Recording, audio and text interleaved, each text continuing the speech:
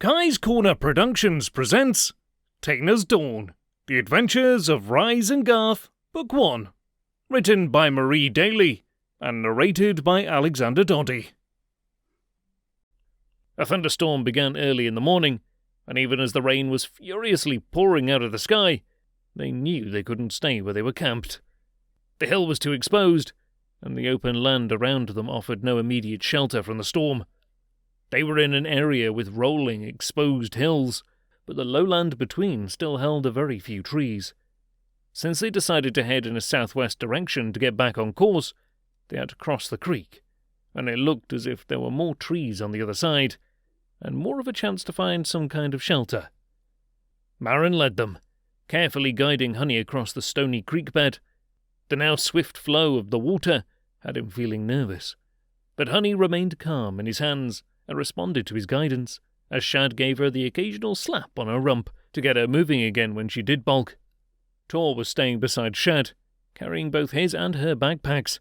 He didn't want her unnecessarily burdened in such swift-moving water. He recalled the stream had been slow and lazy only yesterday afternoon. "We're almost halfway across," Sabin told Ardis in reassurance, as she kept an eye upstream. She stubbornly refused to let him carry her pack. She wanted his strength available in case of need. She could always ditch her pack if needed. "I'd feel better about this if I could swim," she returned, trying to smile for him, afraid it was coming out more as a grimace.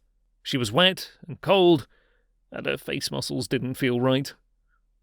"You're doing fine," he answered her, as he wrapped an arm around her shoulders, giving her a quick hug.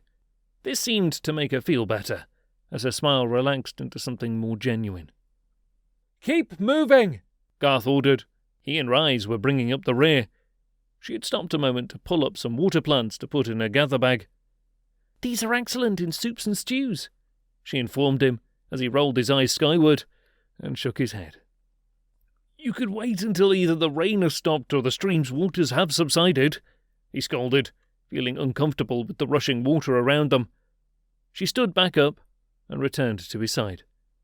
"Opportunity," she told him. "We're heading away from this stream, and who knows if the next one we come upon will have them or not." He agreed, as they resumed their journey across. Maren, Honey and Shad had finally reached the far bank and were helping Tor to scramble up. They looked relieved to have made it across. Ardis and Sabin were almost there too.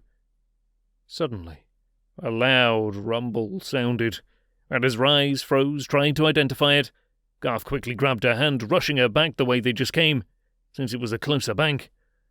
"We're going the wrong—" she started as a wall of water came down the course from upstream, and they were immediately awash in the wild torrent. Garth desperately hung on to her as they were thrown downstream with the rush of water.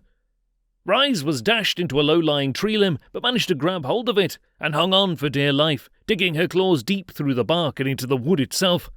Garth wrapped his arms around her, helping to anchor them with his claws too, as the water rushed over both of them, threatening to drown them.